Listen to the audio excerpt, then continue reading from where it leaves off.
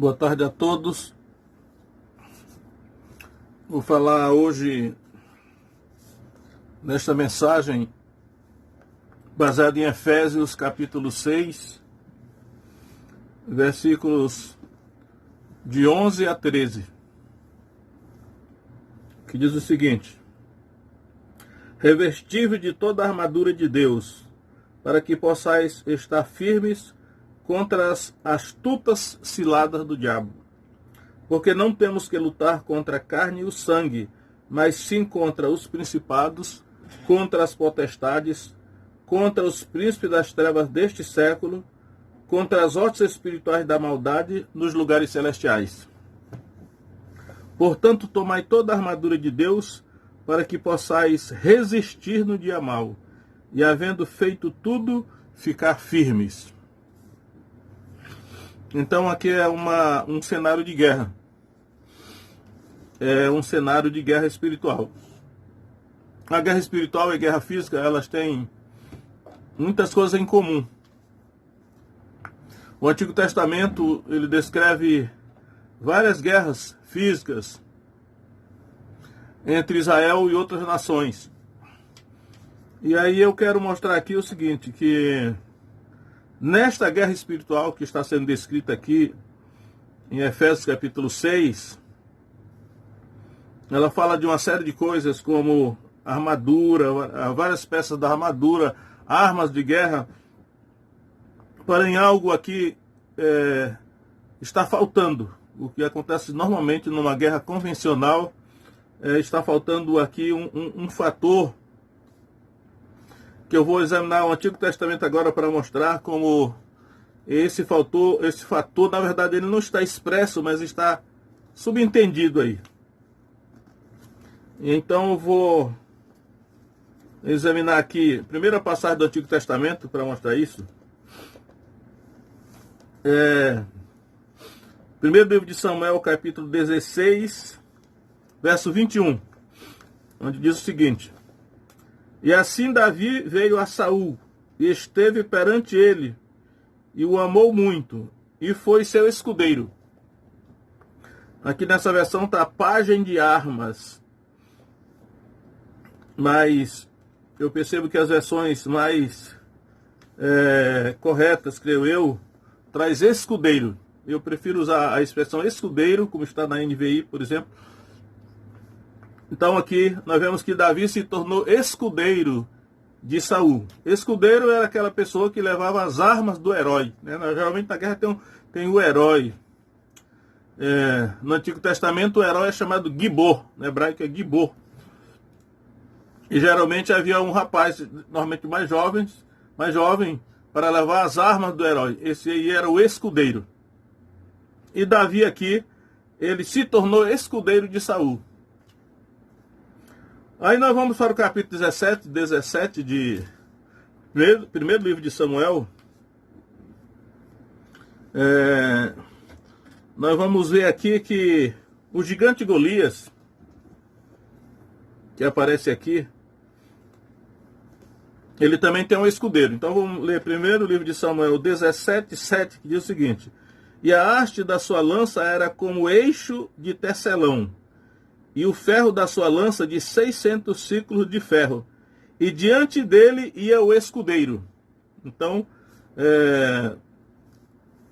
Golias, que era o herói dos filisteus, o campeão, o paladino, ele tinha o seu escudeiro. No verso 41 de 1 Samuel 17, vai se referir novamente ao escudeiro de Golias. Diz assim: o filisteu também veio e se vinha chegando a Davi, e o seu escudeiro ia diante dele. Então aí está o escudeiro de Golias, mencionado duas vezes em 1 Samuel 17. Agora, o detalhe que me chama a atenção aqui é que nas duas vezes em que o escudeiro de Golias é mencionado, em 1 Samuel 17, livro de Samuel 17, informa que ele ia à frente dele. Entendo eu que o escudeiro geralmente ia atrás do herói. Ele levava as armas do herói. Mas no caso aqui, o escudeiro de Golias ia à frente dele.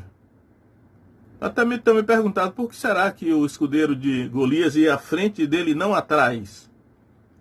Será que Golias estava com medo de alguma coisa? Ou será que ele estava querendo colocar o escudeiro no fogo? Tipo assim, se alguém tiver que morrer o escudeiro primeiro. Mas se era o escudeiro que levava suas armas, eu não sei a lógica disso. O certo é que fica aí essa informação. O escudeiro, Davi era escudeiro de Saul, e aparece esse escudeiro de Golias, que não é mencionado o seu nome. É interessante que os dois representantes aqui das duas nações era Golias, que representava os filisteus, e Saul deveria ser o representante de Israel.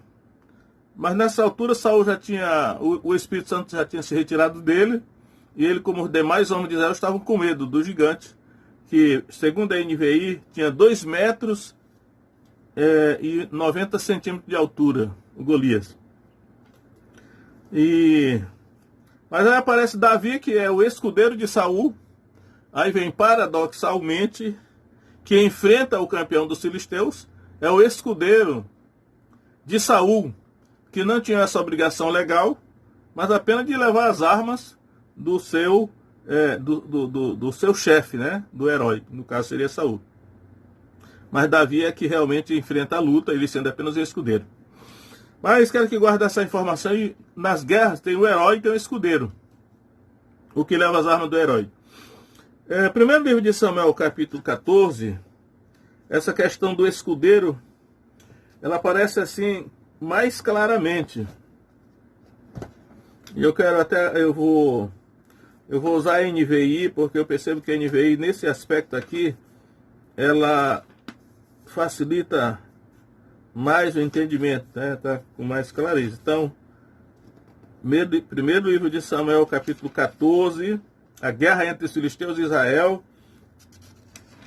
E Jonatas, ele está lá, né? Jonatas é um herói, e ele tem um escudeiro. Então vamos ler alguns versículos aqui onde aparece Jonatas e o seu escudeiro. Então, primeiro livro de Samuel 14:1 diz: certo dia Jonatas, filho de Saul, disse ao seu jovem escudeiro, vamos ao destacamento filisteu do outro lado.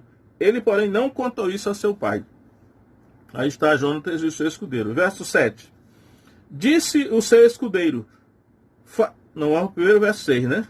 E Jonatas disse ao seu escudeiro, vamos ao destacamento daqueles incircuncisos. Talvez o Senhor haja em nosso favor, pois nada pode impedir o Senhor de salvar, seja com muitos ou com poucos. Verso 7. Disse o seu escudeiro, faze tudo o que tiveres em mente, e eu irei contigo. Eu irei contigo.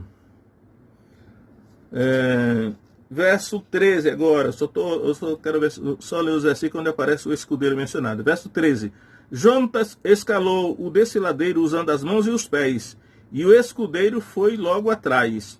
Jonatas os derrubava, e seu escudeiro logo atrás dele os matava. Naquele primeiro ataque, Jonatas e seu escudeiro mataram cerca de 20 homens numa pequena área de terra. Aí eu quero chamar a atenção para esse fato aqui, que aqui nesse caso, como era de se esperar, Jonatas, que é o herói, ele vai à frente, e o escudeiro vai atrás dele, ou seja, o que leva as armas, o jovem que leva as suas armas. E aqui eu creio que esse versículo 13 é esclarecedor, quando ele diz que Jonatas derrubava, né? Jonatas os derrubava, e seu escudeiro logo atrás dele os matava. Então dá a impressão assim que o herói que ia à frente, ele ia ferindo os inimigos, mas não mortalmente, e o escudeiro vinha atrás só terminando o serviço, ou seja, matando aqueles feridos que o herói ia deixando. E aí eu quero ler o verso 17, onde diz o seguinte: então Saul disse aos seus soldados, contem os soldados e vejam quem está faltando. Quando fizeram, viram que Jonatas e seu escudeiro não estavam presentes. Então, eu estou aqui procurando mostrar que numa guerra física do Antigo Testamento, guerra convencional, pelo menos naquele tempo, geralmente havia o herói, né? Geralmente havia um herói, e o herói tinha um seu escudeiro, era aquele que levava suas armas. Sabemos que Davi tinha depois se tornou rei, ele tinha uma tropa de elite, né? Só que a tropa de elite de Davi tinha 37 heróis, Gibor. Essa palavra é muito comum no Antigo Testamento. A tropa de elite de Davi tinha 37 valentes, são chamados de valentes, na verdade eram heróis, Gibor. E não vamos aí hoje mencionar algumas coisas sobre esses valentes, ou heróis, mas apenas destacar o fato de que era comum na guerra acontecer isso aí. Agora, eu quero mostrar aqui, segundo livro de Samuel, capítulo 18, quando vai haver uma guerra entre os seguidores de Davi e os seguidores de Absalão. Absalão havia se rebelado contra o seu pai, é uma outra história à parte, talvez eu pregue qualquer dia, desse uma mensagem sobre isso, mas Absalão havia se rebelado contra o seu pai, para usurpar o trono, e teve todo aquele problema lá, que Davi teve que fugir de Jerusalém, com aqueles que lhe eram leais, e finalmente há aquele encontro, aquele confronto, aquela batalha entre os homens de Davi e os homens de Absalão, seu filho. E nesse encontro aí, segundo livro de Samuel, capítulo 18,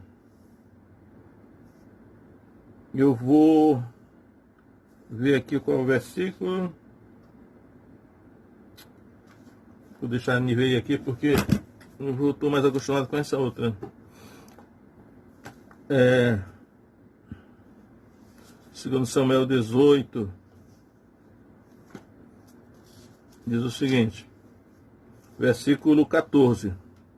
Então disse Joabe: não me demorarei assim contigo aqui.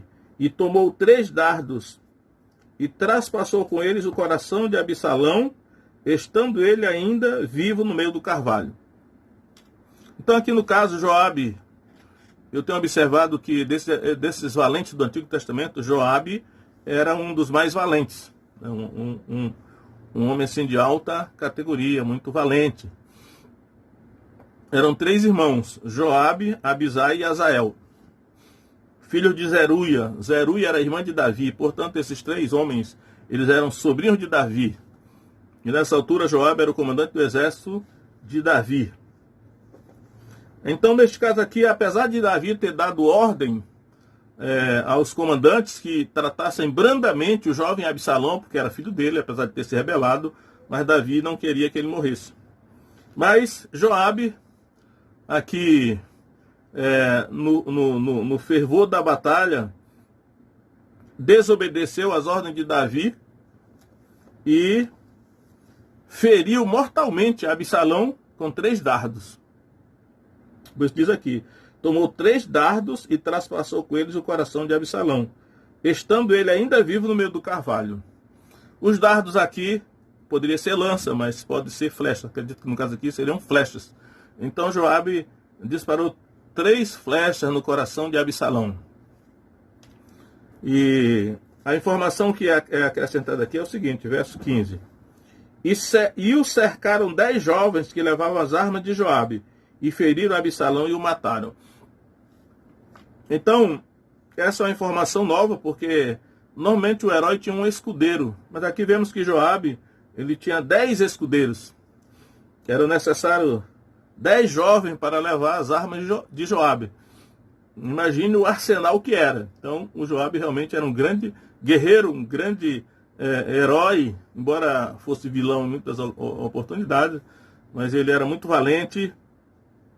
E então era necessário 10 jovens para levar suas armas. Ou seja, 10 escudeiros. Joabe tinha 10 escudeiros. Não, eu acredito que não aparece em nenhum outro lugar da Bíblia uma pessoa com tantos escudeiros assim, né? Eu fico até me perguntando que tantas armas eram essas que Joabe usava na guerra, né? Mas a lição que eu quero tirar daqui é o fato de que Joabe feriu mortalmente a Absalão. 3 dardos no coração. Eu creio que Absalão morreria. Mas a informação que é dada aí é que os 10 jovens que levavam as armas de Joabe feriram e mataram Absalão. Terminaram de matar. Né? Terminaram de matar Absalão. E mantendo na mente a ideia de que na guerra tem a figura do escudeiro, e depois eu vou aplicar na questão da guerra espiritual. Mas uma outra coisa que eu quero observar aqui no texto é que Absalão, eu tenho observado, hoje eu só vou tocar assim neste assunto superficialmente, mas eu tenho observado, na minha opinião, e aí quem tiver opinião contrária eu respeito, mas creio eu que Absalão é a figura de Satanás. Absalão é uma figura de Satanás. Por que eu digo isso? Vamos ver aqui se eu vou achar esse texto aqui. Segundo Samuel, capítulo 14. Segundo Samuel, capítulo 14. Diz o seguinte. Verso 25. Segundo livro de Samuel, 14, 25. Não havia, porém, em todo Israel homem tão belo e tão aprazível como Absalão. Desde a planta do pé até a cabeça, não havia nele defeito algum. Assim era Absalão. A impressão que eu tenho é que Absalão seria o herdeiro ideal de Davi. Né? Era um filho de Davi, que tinha todos esses predicados aí. Era o mais belo em Israel, né? Quando tosqueava a sua cabeça, e sucedia que no fim de cada ano a tosqueava ou cortava o cabelo, porquanto muito lhe pesava, por isso a tosqueava. Pesava o cabelo da sua cabeça 200 ciclos, segundo o peso real. Então essa informação a respeito de Absalão, eu me leva para Ezequiel capítulo 28, onde vai mencionar a queda de Satanás, que era um querubim. Eu quero ler 2 versículos só de Ezequiel 28, verso 12, diz o seguinte.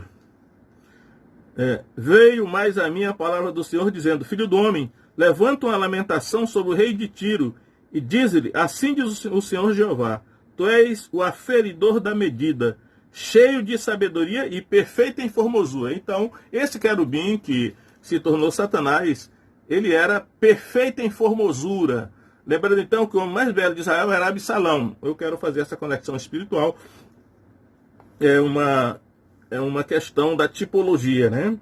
E no verso 17 de Ezequiel 28, tem a seguinte informação. Elevou-se o teu coração por causa da tua formosura, corrompeste a tua sabedoria por causa do teu resplendor.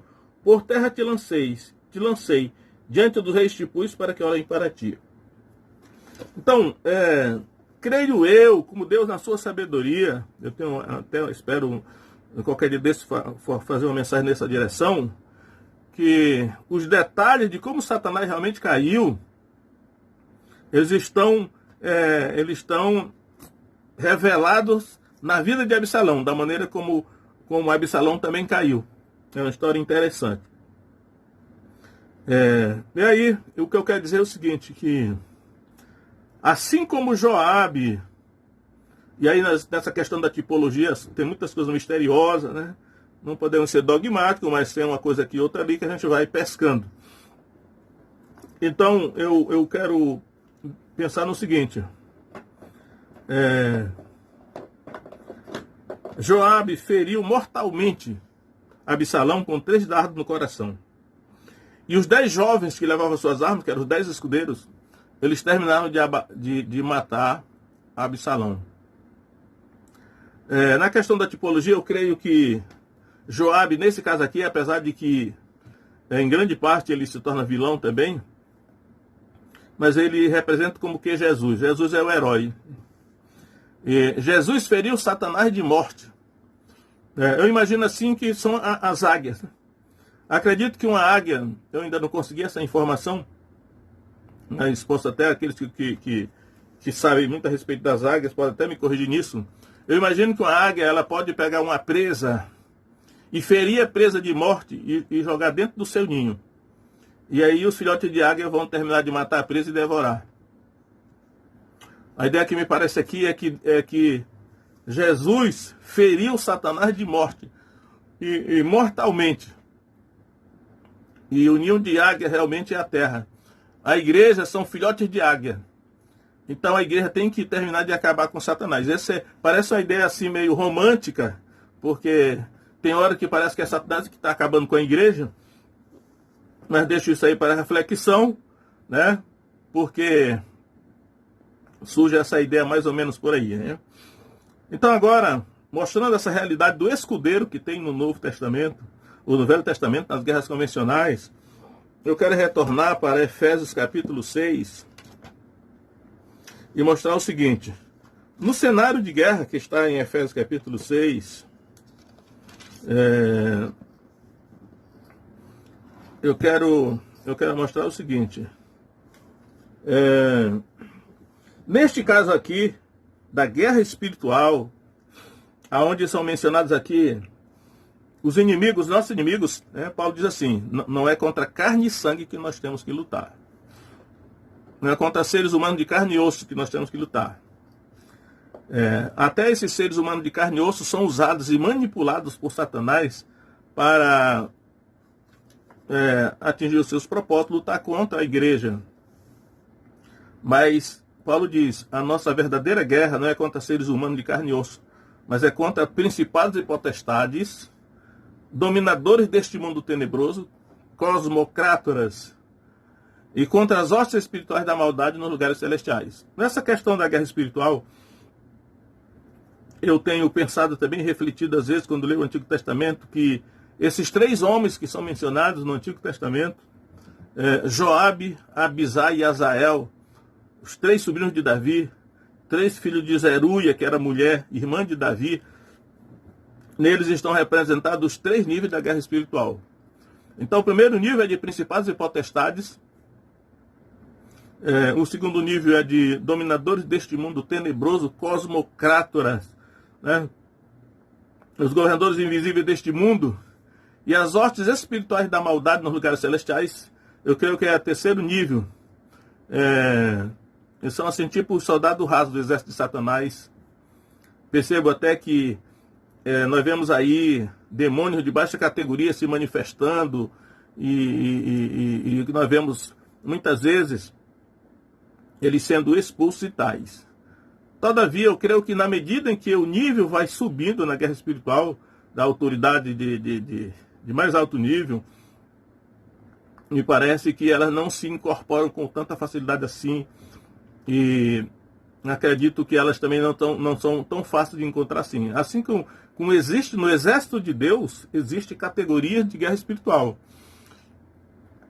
E no exército de Satanás também. Por isso que cada um devemos ver qual é o nosso lugar no corpo de Cristo, quais são os dons que recebemos, a chamada que temos, para que não venhamos entrar numa luta desigual contra poderes que não estamos autorizados a enfrentar, né? Parece até que é muito fácil. Não, eu vou expulsar Satanás, porque nós temos autoridade sobre Satanás e tal. Todavia, o reino de Satanás se divide no exército hierarquizado como o reino de Deus também. Então, eu lembro que Jesus falou para os apóstolos, eu creio que é Lucas capítulo 9, verso 1, ele diz, deu-lhes poder e autoridade sobre todos os demônios. Isso foi para os apóstolos. E aí podemos dizer, não, mas foi para a igreja toda. Sim, pode até ter sido para a igreja toda. Só que temos que ver que dentro da igreja toda, quem são as pessoas que realmente recebem essa autoridade, essa unção para entrar numa guerra espiritual de alto nível, para a gente não se precipitar, né? Então aqui em Efésios capítulo 6, quando Paulo está descrevendo essa guerra espiritual, a tese que eu quero levantar é o seguinte: as armas que são apresentadas aqui, que é a armadura de Deus, se nós formos observar bem o conceito de armadura, parece até algo que nós vestimos, mas a descrição aqui da armadura, aparece também aqui armas que normalmente pensariam que não faz parte da armadura, mas são arma de ataque. Aqui tem, por exemplo, a espada do Espírito, que é a palavra de Deus. E aí nós vemos que a palavra de Deus não é a nossa espada, como às vezes nós dizemos, eu estou aqui com a minha espada, que é a Bíblia. Só que aqui está dizendo que a palavra de Deus é a espada do Espírito, não a nossa espada. E a lição que eu quero deixar é o seguinte: o herói e o gibor, que no Novo Testamento é Jesus, ele realmente é o herói, ele é o gibor. Só que Jesus, ele falou repetidamente em João 14:16, que ele iria embora, mas que ele deixaria um sucessor. Ele deixaria o vigário, Vicarius Filii Dei, que é o substituto do Filho de Deus. Ele disse, olha, o Espírito Santo, ele virá me substituir. É até bom que eu vá, porque se eu não for, o Consolador não virá, né? O Consolador aqui é o Espírito Santo. E então o Espírito Santo veio para substituir Jesus. Aquilo que Jesus começou a fazer, ensinar, o Espírito Santo continuaria a guerra espiritual. Então creio aqui que, já que a armadura de Deus é espiritual e as armas dessa nossa guerra espiritual são armas espirituais, Paulo disse, as armas da nossa milícia não são carnais, mas poderosas em Deus para a demolição de fortalezas. Então agora o nosso herói, na verdade, aqui é o Espírito Santo. O Espírito Santo é o nosso gibor. Ele é o herói, ele é que luta a guerra. E nós somos os escudeiros, né? Essa, veja só, como uma responsabilidade que nós temos. Eu imagino que se no fervor da luta, do combate, das guerras do Antigo Testamento, e se o herói se voltasse para o seu escudeiro e dissesse, cadê a minha espada?